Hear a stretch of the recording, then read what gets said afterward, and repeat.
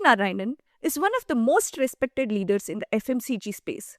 He spent majority of his professional life with Nestle, where he held several leadership roles across geographies before returning to India as chairman and managing director of Nestle India. He is best known for leading the organization through its most defining moment, the Maggi crisis. This interview with Suresh offers rare insights into what it truly means to lead when everything is at stake.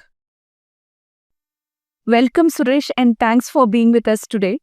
I'll just jump right into the question. You entered into a crisis that you did not create, and having worked across different FMCG organizations and markets, you've seen governance work very well and also fail very quietly. From your lived experience, can you tell us what distinguishes governance that genuinely supports decision making from governance that only looks good on paper? Thank you, Saraswati. Thank you for having me on Boardcast. I think it's a privilege for me to participate and to share my thoughts.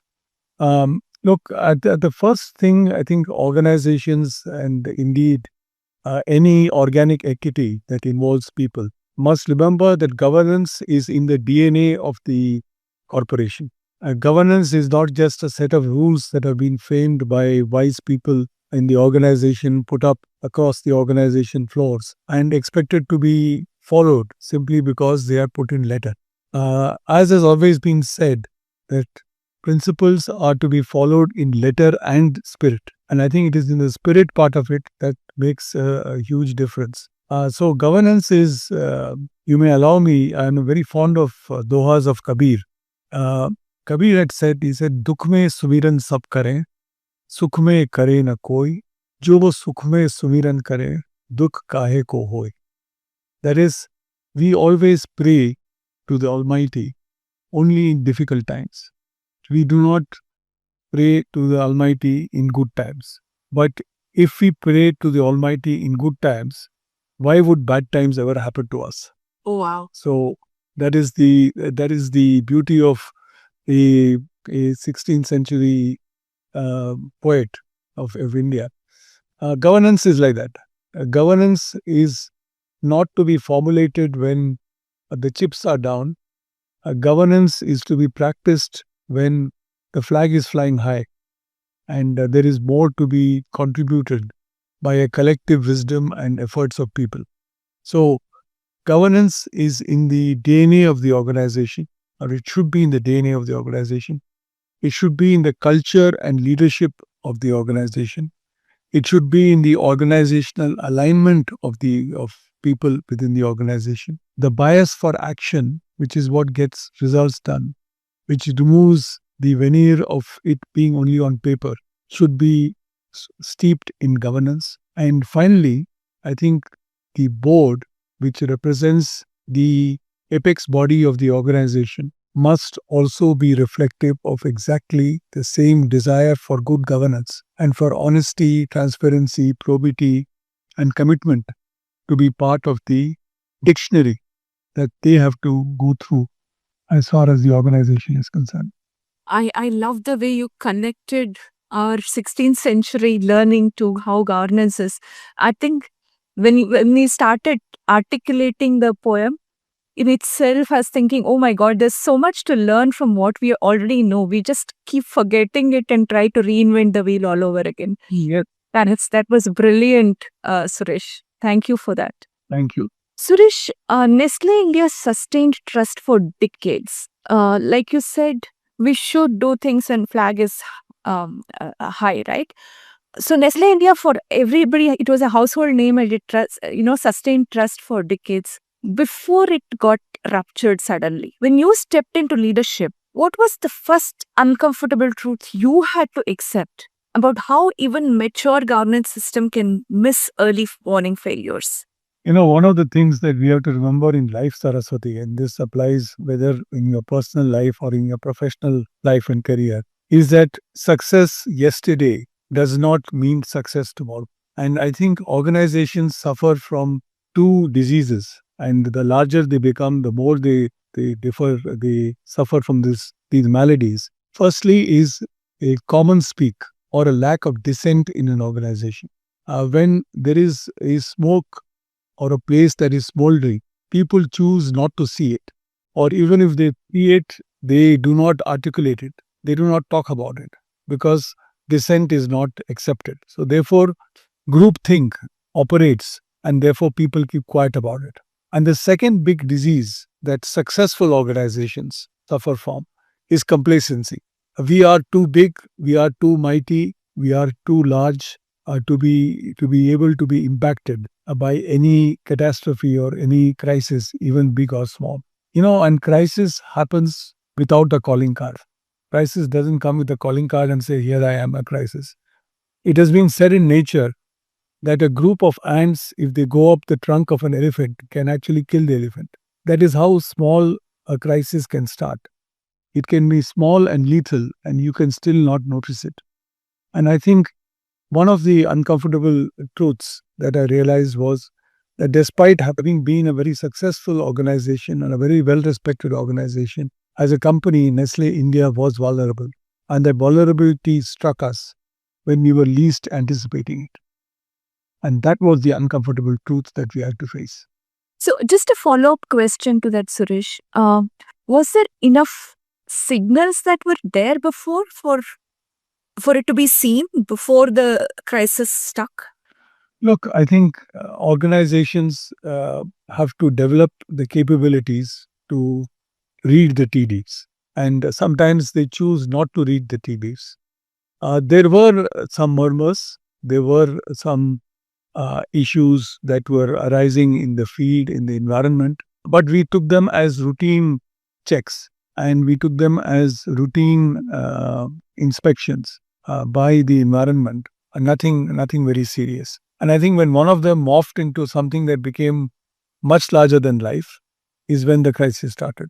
So, again, to quote a dua of Kabir, Kabir once said, he said, Kasturi kundal base, mruga doode banamahi, jo ghat ghat ram hai, dunya dekhe lahi. Which is the musk deer has the musk in its own navel, but it goes around smelling the whole forest for that musk smell. In the same manner that the Lord is all over the universe, but we keep looking for her.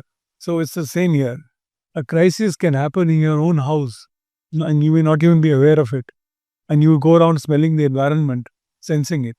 Sometimes the most innocuous things happen and they morph into a larger dimension of a crisis, and you are still left wanting to respond to it. So well connected again, Suresh. Thank you. So, Suresh, after I'm sure you got into the crisis, you had to solve it, but you were brought in because of the trust you had built in, right? In the early moments, where did you realize that this crisis could not be solved by just compliance or even communication alone, and you had to make a judgmental call, which was just it goes beyond the governance process itself. Did you encounter? No, it is a good question, Saraswati. I think one of the things I would like to clarify at this stage of your conversation with me is that I was one of the players in this whole crisis.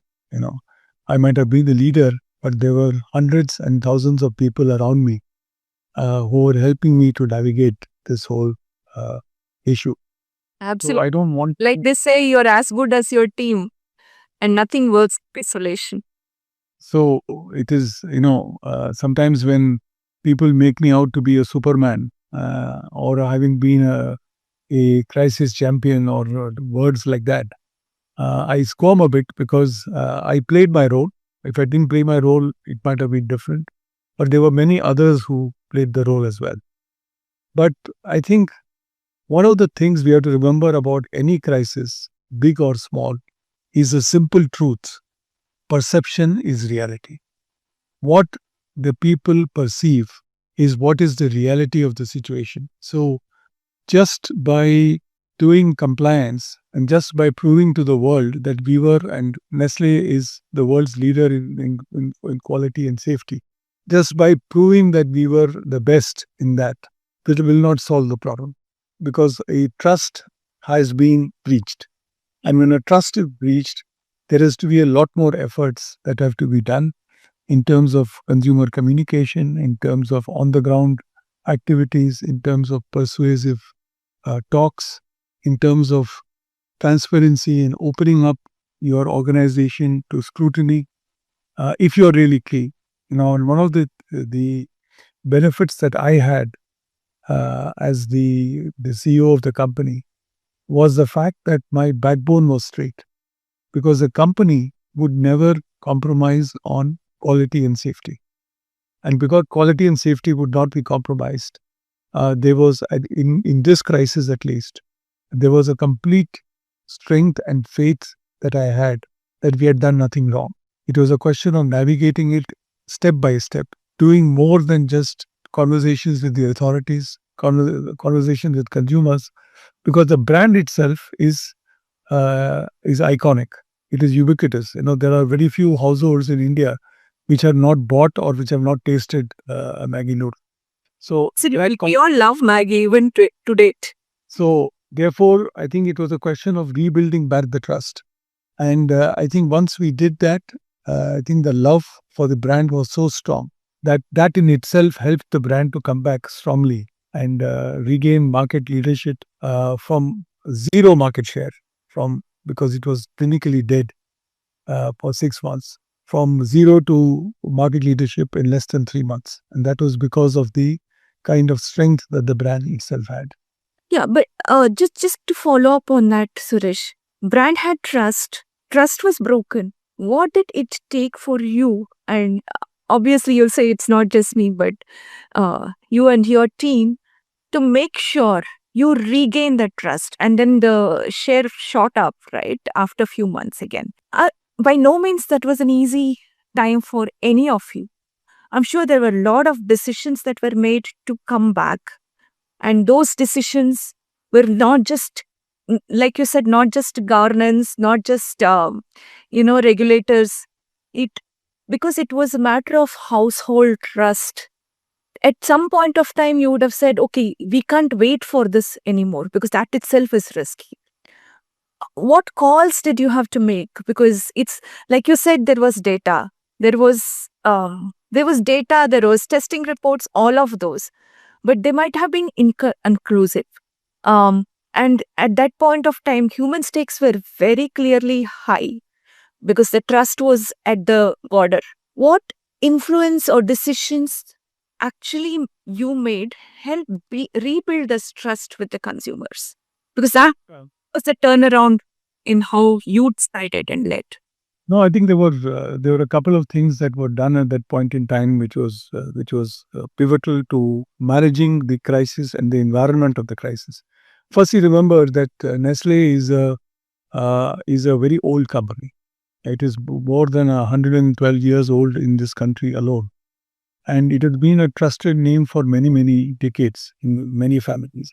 And similarly for employees as well, it was a company of choice where they spend 20, 25, 30, 40, even 40 years of service.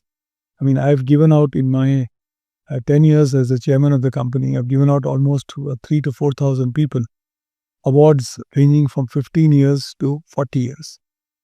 So they spend a lifetime their whole career is with one company. So the first thing that we did was, because we need the help and support of everybody to come out of the crisis. I made a very bold statement, which I don't know 10 years on whether I would have had the courage to make that statement. I said, nobody will lose your job during this crisis.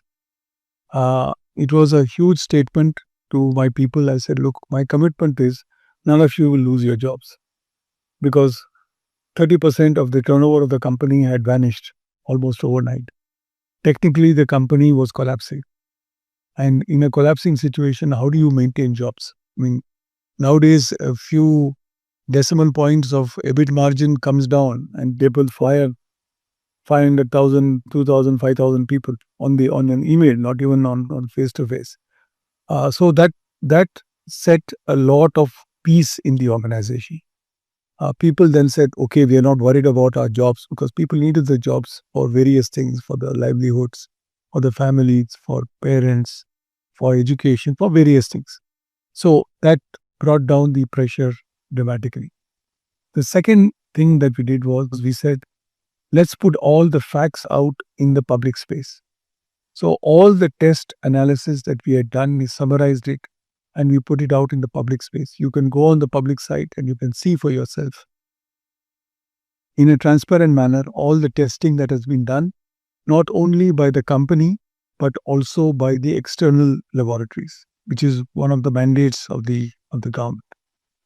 Third, we had all the stakeholders, which is our suppliers and vendors and other people associated with the company, also talking about the fact that Nestle was transparent, Nestle was quality conscious, Nestle was trustworthy, and they used to talk about this to their own entities, whether consumers, customers, government, other environmental agencies. That conversation used to take place. The fourth thing we did was that we engaged with the consumer even though the brand wasn't on the shelf. Because consumers kept writing to us saying, we miss Maggi. For many people, it was the 2 o'clock snack. It was a 3 o'clock snack. It was a post work snack. It was a snack in a stressful situation, or whatever else that they were facing in their life. It's comfort food. So people were communicating with us, and so therefore we said that we should communicate back too. So when consumers said we miss you, we put out ads saying we miss you too. And there was no brand on the shelf, but it was to link back with the consumers who made us in an empathetic manner. When we cleared all the tests that was done by the laboratories, including CFTRI and some of the other large laboratories in the country, we put out an ad where a mother is talking, saying that when I was giving Maggi to my children, I suddenly thought, have I made a mistake? Is it safe? Today, the brand has been declared safe by all the laboratories. So not only has Maggi passed the test, but I have passed the test. Brilliant. So these were ways in which the trust was built back.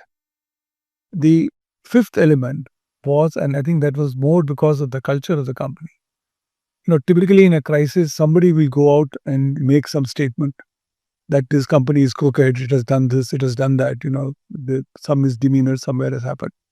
But in our case, during the entire period of the crisis and afterwards, not one employee past or present, not one partner past or present, not one distributor past or present, no one associated with the company or in the past associated with the company ever went to either social media or the media and made a statement against the company. So that was a huge show of confidence in the company itself. And I think that these are a couple of things that which were done, apart from, of course, the conversations with the authorities. And because remember, all 29 states had banned us, so we had to go state by state to restore the ban and to introduce the product.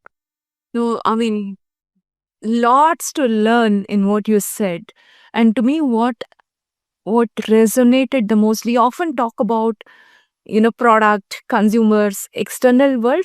The fact that you started saying none of you will lose job, to your point, 0.5 EBITDA here and there today means job losses.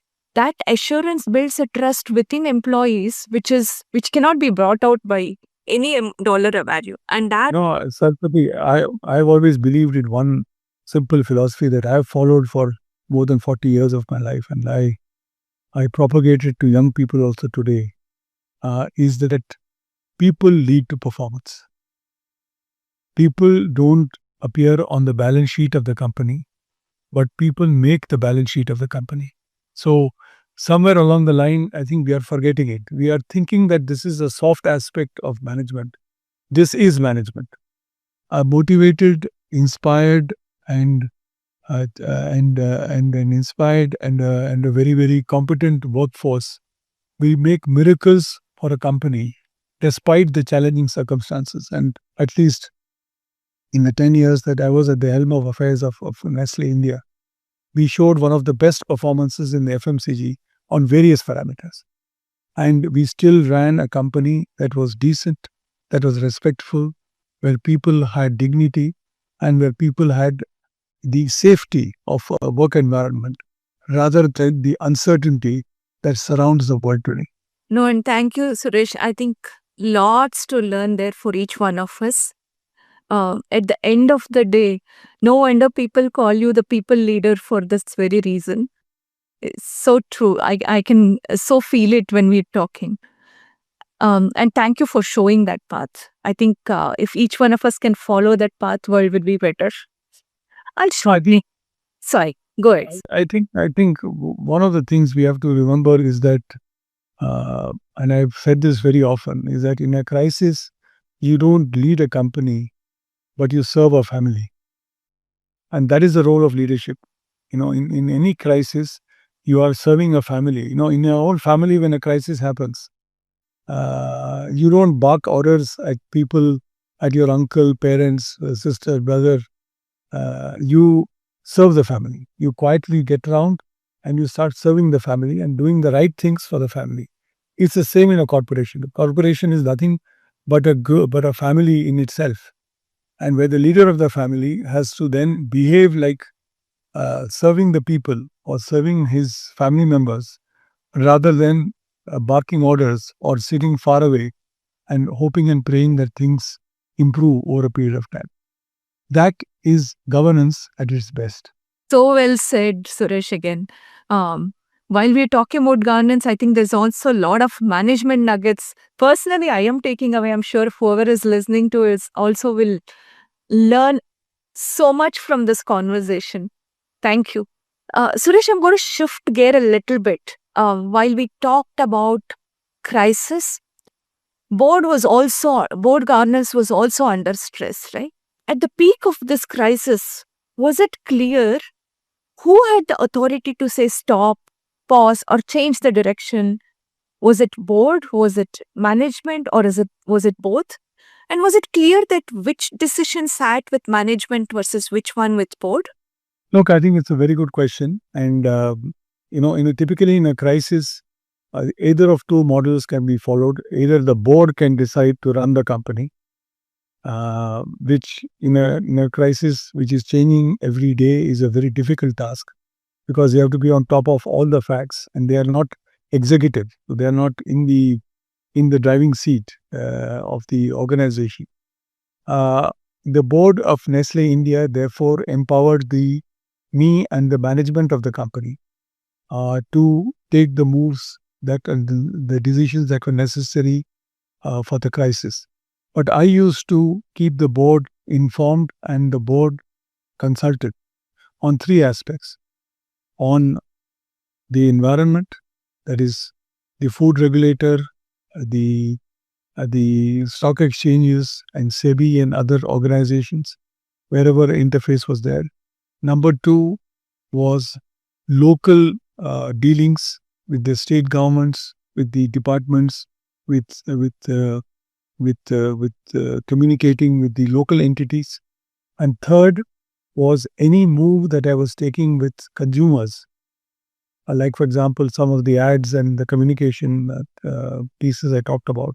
The board was involved in directionally approving the need for such pieces of communication. So, within the charter of management of the company, all that was to be endorsed or discussed or briefed to the board would be done by me, and rest of the execution of the actions would be taken on by me and the leadership team, since I was a member of the board and also the chairman of the board. So therefore, it helped in a seamless communication. Whatever I was doing on the left side was also being done on the right side. And thank you for clarifying that, because that's, I think, one of the biggest challenges typically we get into between the board and management. But I'm also sure, Suresh, What's important, sorry to, one of the most important things in managing the board is trust and communication. Sometimes management tends not to communicate adequately to the board and doesn't trust the board, or some members of the board don't trust the management. I think that is when problems arise. The role of the chairman or the role of the lead independent director is to start focusing on building trust at the board level. Everybody should be trusting that when Suresh says something to Saraswati, that he is saying the truth, not that he's swallowing 50% of the facts and giving only 50% of the facts, or that he's saying an untruth. Similarly, communicating. After an event is over and after the calamity has happened, to come back to the board and say, for your information only, is a little ridiculous. And you can't get uh, the, the, the insights and you can't get the buy-in from the board if you behave in that manner. So, trust building and communication are two vital pieces, and most often than not, boards fall apart not because the strategies are necessarily bad. It is that the trust and the communication vectors are very poor, are very weak in that board. No, I think I was about to ask that question and you covered what I was going to ask. But Suresh, while trust, communication, all of it is good during normal time, during crisis, there will be dissent, right? Different board members have different view. How did you bridge that gap? And looking back, do you feel from a board governance perspective, did you have the right mix of expertise to evaluate, because there was scientific ambiguity with the test reports and all of those, and then the consumer trust risk? Did did you feel the right mix existed, or was it built mainly for, a lot of times it is built for financial and compliance oversight? Did you feel that, or you had a well rounded board for various expertise that were a good mix? One of the things I think which I was very proud of the Nestle India board all through my 10 years was that people who were the independent directors who were on the board were all people who wanted to be on the board but who did not need to be on the board. They were not there because they wanted the fees and the reputation and whatever else, because we pay fairly modest fees. We are not one of the highest board fees dispensers, but they wanted to be on the board because they believed that in the vision of the company, and they believed in the values of the company. They believed in the reputation of the company. So I had some very, very strong and very, very competent board members and independent thinking board members. They were not board members who could be influenced simply because I was saying so. And my role as the chairman was to always seek the right path for the company and not the middle path for the company. So when there was dissent, it was actively encouraged.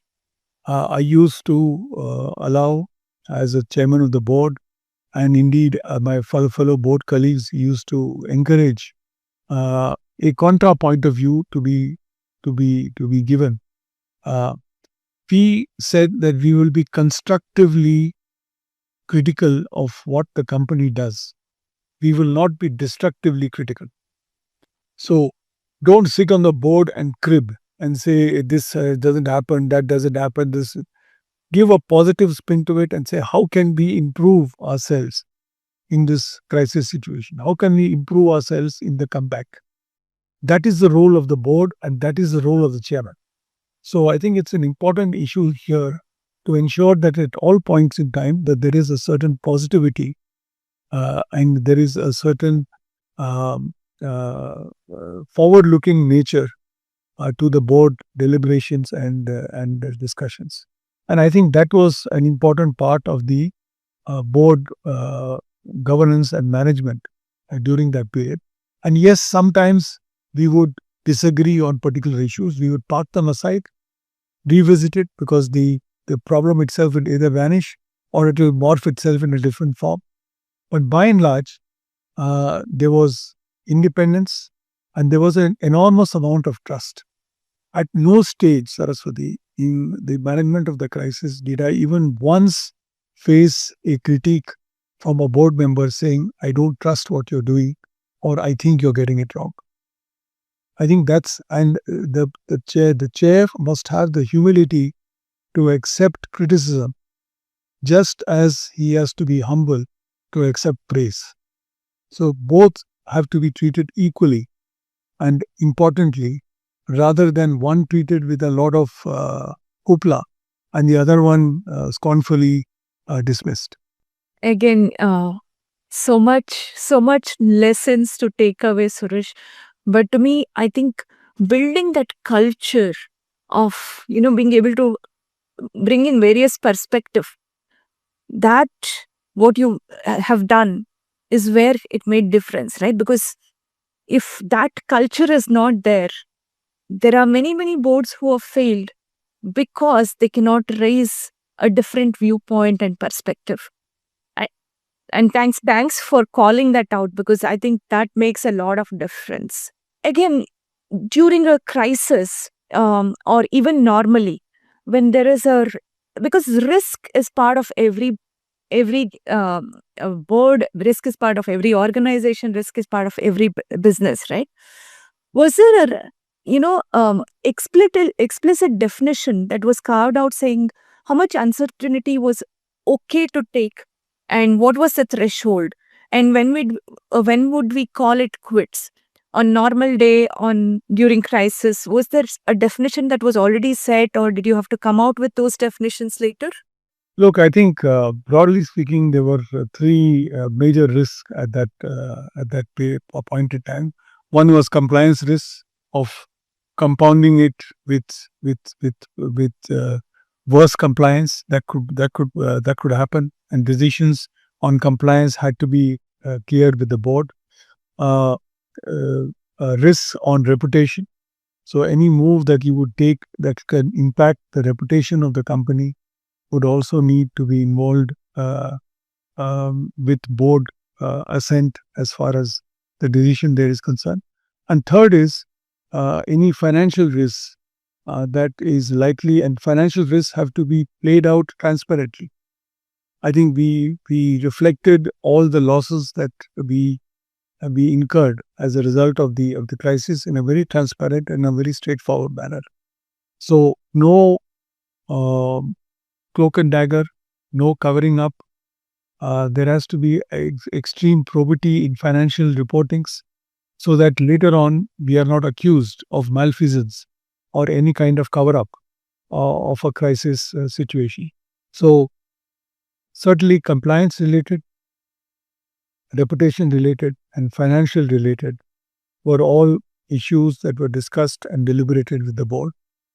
Apart from that, any decisions and discussions to be done at the local level, at the level of the brand, at the level of marketing, at the level of manufacturing, etc., was taken by the management, but with cognizance being given to the board in terms of information that these are what actions are being taken. Thank you, Suresh. Thank you. One last question on the board governance. But were there moments where you had to choose between value and a difficult situation that forced that value to be rethought, even though it increased short-term cost or uncertainty? So, do you recall a moment where values forced a difficult choice? Look, I think one of the things is in leading an organization with transparency, with trust, and with cooperation is the fact that the leadership and whether it's a managing director or whether it is the chairman or whoever it is, has to lead with purpose and values which are uncompromised. Uncompromised. Somebody could have said that you could have taken an alternate path to resolving the crisis by trying to find extra constitutional means of solving the problem. And you know what I mean. But at Nestle, we were as clear as sunrise. We said there is no way. If it means that we will have to shut down this company at a later date, it will be taken. But we will not compromise on the purpose and values that have built this organization. I think these sound old-fashioned statements, but in a crisis, these are the statements that need to be reinforced to everybody in the company. The day the person at the front end of the organization knows that the values of the company are compromised, he or she will not only disrespect authority and order, but also disdainfully look at his work and say that I'm working for a crooked organization and not a straight organization. So you can get short term results, but I think the long term impact of breaching the values and purpose of the company are very high. Yeah, it's again a management lesson for so many of us, because the short term gain is so easy and an easy path to take, but like you said, the values and long term view actually gives the trust, respect that cannot be regained. Thank you, Suresh. um Suresh, I'll shift gear again. You started with saying humans first, right? You said, mm, you announced that nobody will be let go. All families matter, especially for the employees. But when these problems prolong, and there is so much uncertainty, teams' emotions and fears start to distort a lot of things. No matter how many communications, what channel you use, consistent transparency, there is that fear. And I am sure you had that situation too, where you were constantly evaluating how long, when, how long should we, do something before, if we have to decide about shutting down, or it's not an easy thing, right? What else did you have to do to make sure that path is, it's easier said than done, right? But what else did you have to make sure that the information actually traveled both downward, upward, and to the board? You've talked a little bit about all of these things, but is there any other element that you have to do? Look, I think one of the tasks of leadership in a crisis of the kind that I have faced is that the buck stops with the leader. I think accountability, adaptability, and agility have to go together with a very clear articulation of what needs to be done. Decision making in a crisis is not a democratic process because somebody has to take and call the shots. So if I went around the room and said, "Now you give your vote, you give your vote, you give your vote," then we will be voting each other, but we will not take a decision. So the decision of the leader is after assimilating all the facts around him and coming to an understanding that these are the steps that need to be taken. Now, in that process, there will be some people who will be unhappy and some people who will feel beleaguered. It is the task of leadership and the leadership team to assign roles to people to do the necessary talking and communication to get people on board. There are people during the crisis who are extremely beleaguered. The process of getting people out of their beleaguered status is through constant communication and to giving them a purpose. The whole purpose of that organization, you give, I always said this, that you give man or woman purpose and magic happens. You give them the purpose. The purpose was bring Maggie back. That was the only purpose that we had. And we set ourselves a date that the Dhanteras Day 2015, 8th of November, we will bring Maggie back. That was the commitment that we had made to ourselves. And that is what we worked towards. So during this period, people worked feverishly. There are colleagues of mine who have postponed their weddings, postponed their vacations, postponed their surgeries, right? Voluntarily, nothing that I have had to tell them, in order to ensure that the objective of the organization is met. I never gave them an unrealistic picture of what was happening. I gave them a realistic picture of what was happening and assuaging their beliefs as time went on. But that is the task of leadership at that point in time. Thank you, Suresh. That shows the commitment and the trust you would have built, because it's not easy for people to postpone their weddings. Yes, no, and it happened during COVID. Later on, we had a bigger crisis during COVID, and in COVID time, there are people of mind who have done exceptional work, including people in cars taking essential brands of Nestle, distributing it in shops, and giving it to retailers so that consumers could access it. healthcare products being personally delivered by my Nestle Health Science people to doctors in order to save patients. So, all this is done not by giving orders. This is done because of culture. This is done because people feel that they have to rise to the occasion. No, thank you, Suresh. Thank you. We talked so much about human, but I'll ask about you, right? Because by no means that was the easiest period for you as a person, for anybody, right? So there's a lot you would have gone through in this process. Have you ever felt, just looking back, what governance trigger that you wish you existed before you actually saw the crisis and you had to walk into it? And what kept you going through this whole period? Yeah, look, I know nobody likes to be thrown into a crisis. I mean, none of us like it, but I think the key parts of managing a crisis is more than 50% is managing yourself, especially if you are in a leadership role. People are looking at you every single day, every single hour. Correct. Depending on your mood and depending on your body language and your communication, they are making their own decisions on the organization and how it is going to come out of the crisis. So, managing your own uncertainties is not important at that stage. It is managing a larger corporate cause. So, one of the things that I told myself, it is not for you to fear what happens to your career, but more on what positive impact you can have on hundreds and thousands of people, right? So, in some sense, for me, being thrown into the crisis was a blessing in strengthening me as a human being, because this is, on the one hand, a challenge is always unique because of the nature and granularity of the challenge, but also you learn more in adversity than you learn in good times. So, So that was the way in which I looked at the crisis, and I said, look, how can we come out of this crisis stronger, more resilient, more confident, more adaptable, more agile as a company than how we got into it? And I think that was the single-minded focus during this entire crisis. What was in my favor was the fact that I came in with credibility. People knew me. I had worked before in the organization. They knew me and they knew what kind of person I was. And therefore, I didn't have to explain myself too much.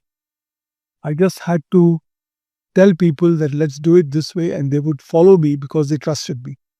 So, trust is the biggest currency that a leader carries, far bigger than competence. Because in trust, you will do things correctly and almost blindly. Whereas if you have got a competent but untrustworthy leader, you will always be double guessing what is this person going to do next, which is going to impact the organization adversely or favorably, as the case may be. and to your point, you had the credibility of the trust built over period, because it cannot be built over weeks or months, right? And No, that is why today, in leadership, I find across the world a lot of people who are more image managers than authenticity managers. They manage more perceptions, and such people are like clay dolls. The minute they fall, they break, right? So the strength of character is no longer measured. Even in corporations, when we make leaders, for the first 10, 15 years, a leader is measured by individual KPIs, right? I'm sure in your organization, you measure people by individual KPIs, right? And then you decide to make them leaders. But an individual KPI driven person need not necessarily make an empathetic, compassionate, and competent leader. Then they become leaders. So if they can't become great leaders, what do? At least manage the perception of being great leaders. So you've got now image building coaches who help you to build your image, from your executive presence to your communication and various things. But unfortunately, the authenticity shows through in difficult times. When the chips are down is when you know whether this person is authentic or not. And that is something which is not a focus anymore. And that's what I keep talking to young people, that focus on authenticity. I don't focus on image. I think so well said, right? Image versus authentic leadership. Um, Lots to learn again, Suresh. Thank you for that. One last question. Um, like I said, it was not easy period for you, but what was that loneliest decision you had to take? The one where you couldn't rely on data, there was no precedence, or there was not even consensus about what you were going to do. What was that one hard decision you had to take and make it work so that success comes through? Because it was conviction, it was belief, it was authenticity through all these things. Probably the toughest and the loneliest project that I did was to draw up a blueprint for the closure of the company if things went horribly wrong. This could not even be shared with my closest people. In fact, even the document, I tore it up afterwards because it was no longer relevant. But that was the most difficult part. What would be the steps that we would take if things went terribly wrong? Because it impacted at that time almost 1 million people. Yeah. If you take direct employment, indirect employment, partners, vendors, and various things, almost 1 million people were involved. So that was a very difficult time. You don't think of annihilating a family when you are taking care of them. But sometimes I think uh, those calls have to be taken and those decisions have to be thought through. Uh, some people do it very mechanistically and from the head. There are some people who are more head thinkers than heart thinkers. I am more a heart thinker than a head thinker. So for me, that was the more painful part. Yeah. Rather than the mental framework of what needed to be done. No, and I think, Suresh, at the end of the day, it's the people that cannot be replaced because they bring the value to the table. Everything else can be done mechanically through the head. No, time and time again, it has been shown that companies with good cultures, with good diversity, with decent workplaces, and with positive workplaces tend to outperform the companies which don't have it. And yet, we don't seem to learn. No, we keep questioning that and declaring the path. No, thank you, Suresh. Brilliant. I had the opportunity to be able to, learn so much in this past hour. Um, every piece of information that you shared is a lesson by itself for governance, management, and leadership, and true to what the belief system should be. It's not just textbook, and that's why, to me, having leaders like you who will bring that practice to the table through your lived experience cannot be taught in the textbook. We can Try and do it. I try and do it, Saraswati, as best as I can. Therefore, when the start of the conversation, I talked about doing teaching roles is primarily to share experience. This is a perspective. Like governance, there is a perspective to it. If you accept the perspective, well and good, or there's an alternative perspective. Nothing right or wrong about it. This is the way someone has lived his life, and this is the way I lived my life. And I think I've had 44 years of a wonderful career. I retired very happily with all the love and farewell for my people and all the good wishes from them. I think that is what ultimately matters. You know, whether you are the most famous person or you are the least famous person is hardly immaterial. It's how you feel about your contribution that really matters. Thank you. Thank you, Suresh. Pleasure having you on the broadcast. Um, I am sure every bit of it is a learning for all of our listeners, and I personally learned a lot. Thank you so much. Thank you, Saraswati. Thank you very much, and looking forward to it being of some use to your listeners as well. Thank you.